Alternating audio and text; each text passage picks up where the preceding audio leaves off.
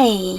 In front of me is Huawei Nova 10, and today I would like to show you how you can change default apps on this device.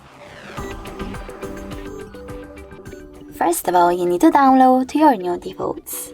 I already did that, so I can go into devices settings right away and look for apps section. In this section, click on Default Apps under Permission Manager and tap on one of those options. For example, I want to change my browser app, so I have to click on it, tap on an app that I want to set up, in my case Bing, and click on the back button. As you can see, after that, my browser app has changed. Thanks so much for watching. If you enjoyed this video, don't forget to leave a like, comment, and definitely subscribe. Bye!